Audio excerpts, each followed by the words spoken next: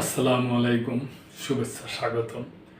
প্রিয় দর্শক, এটা আমাদের দেশেরই একটা সংবাদ। আপনারা যে সংবাদটা সম্বন্ধে বলতাছি, যার সম্বন্ধে ওনাকে আপনারা সবাই চিনেন, উনি আলোচিত সমালোচিত একজন মানুষ।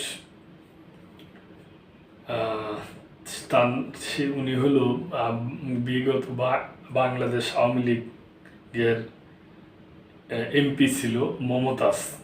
উনি সঙ্গীত শিল্পীও। তো উনি আজকে গ্রেপ্তার হয়েছে, ওই ব্যাপারটা নিয়ে সংবাদ। প্রথম আলো পত্রিকায় আসছে, শিল্পী ও সাবেক সংসদ সদস্য মমতাজ গ্রেপ্তার। আওয়ামী লীগের সাবেক সংসদ সদস্য ও জনপ্রিয় সঙ্গীত শিল্পী মমতাজ বেগমকে গ্রেপ্তার করেছে ঢাকা মহানগর গোয়েন্দা পুলিশ ডিবি। সোমবার রাত 12:15টার দিকে মমতাজকে গ্রেপ্তার করা হয়।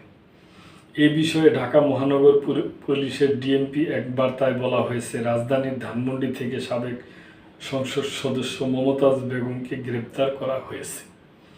ডিবির যুগ্ম কমিশনার মোহাম্মদ নাসিরুল ইসলাম প্রথম আলোকে জানান, মমতাজ বেগমের বিরুদ্ধে খুনের মামলা সহ একাধিক মামলা রয়েছে। তাকে রাত 11:30টার দিকে ধানমন্ডির স্টার কাবাবের পেছনের একটি বাসা থেকে গ্রেপ্তার করা হয়েছে। তাকে ডিবি কার্যালয়ে আনা হয়েছে।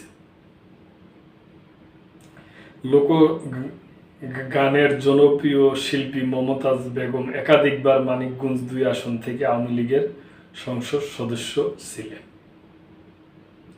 তো দর্শক, এখানে আর কি বলার আছে, আপনারা তো শুনলেন। এই ছোট্ট একটা সংবাদ প্রথম আলোতে আসছে।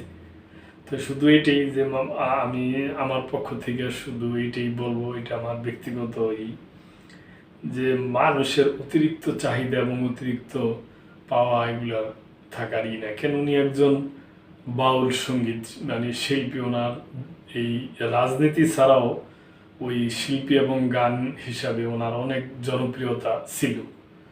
কিন্তু উনি তার চেয়েও বেশি করার জন্য রাজনীতিতে আসে, আইসা বড় এই ধরনের বিভিন্ন বিতর্কিত ইসের মধ্যে জড়ায় যায়।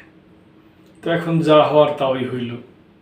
তো দর্শকই আসছে, আর বেশি কি আমাদেরও বলার আছে। আমরা চাই যে সব কিছু ন্যায় ভিত্তিক, ন্যায্যতা ও সত্যতা এবং সমতার অনুযায়ী হবে, এইটাই আমরা চাই।